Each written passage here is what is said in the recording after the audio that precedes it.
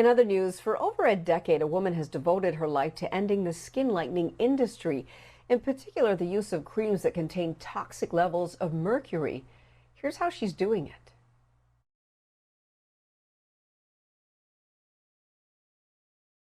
I grew up, people always commenting on my skin color. People saying to my mother, "Where did you find her?" Because I'm the darkest shade of my family. The darker you are, the more you experience discrimination against your skin color. The lighter you are from these communities, the more beautiful you are. As a result of that, you will see people using skin lighting products, buying skin lighting products to change their skin color because of they want to fit in. Amira Adawe is on a mission. What new products came to the market? She's in Nairobi, Kenya, researching how skin lightening products are being marketed and sold. So these are some of the products that we bought, sets of skin lighting creams. Skin lightening is a global issue, and Adawe first learned about it at a young age growing up in Somalia. Back home, growing up in Somalia when I was very young, I used to see many people around me using these products. Some of my family members, my aunts, are using these products. And you will see like huge skin discolorations, like damage to their skin. So I was always interested learning about these products and what's happening internally. In 2000, Adawe's family migrated to the United States. That's when she decided to study what's in these products while at the University of Minnesota.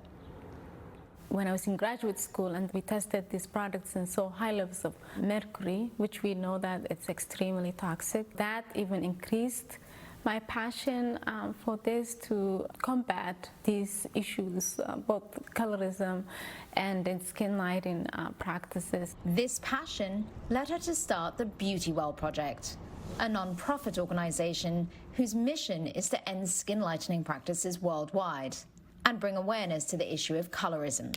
Colorism is something that is embedded in us from a young age. Colorism is a topic that is sensitive to people with insecurities and people who feel like they're not worthy of feeling beautiful. To me, any color or shade is beautiful. And no one should tell you what the standards of beauty are.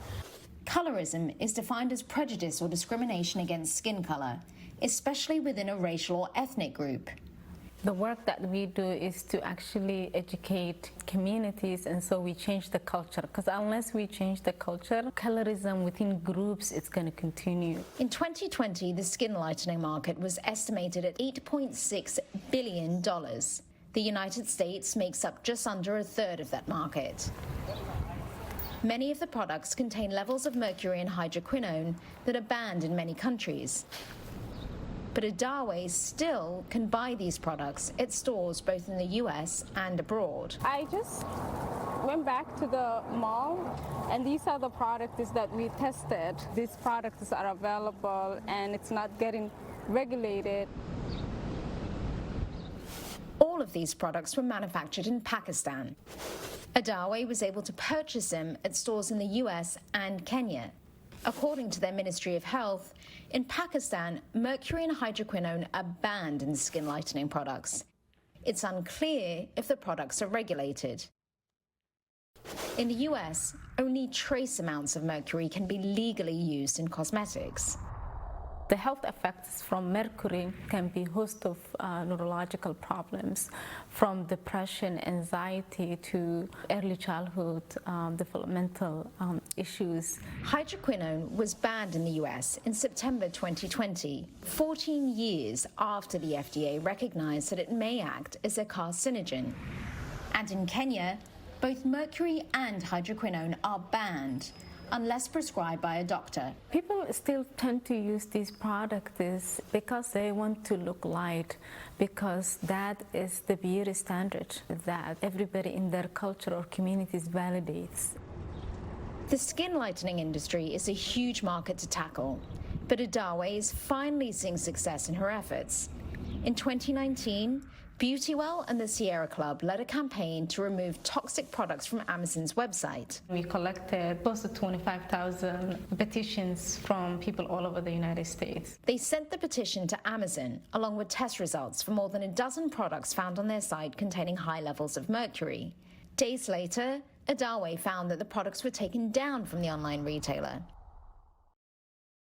CNN received this statement from Amazon. We have proactive measures in place to prevent prohibited products from being listed, and we will continuously monitor our store. Those who violate our policies are subject to action, including potential removal of their account.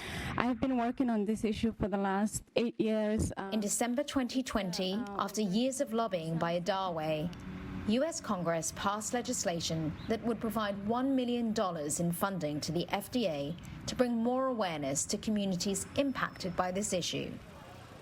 But with an industry that is projected to grow by another $3 billion globally in the next 5 years, Adawe knows she still has a lot of work to do.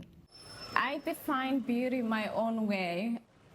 I embrace my blackness, I embrace my Africanness. That is what I teach people, to define their own beauty and not only follow the beauty standard that was set to them centuries ago, which is based on whiteness. That cannot continue.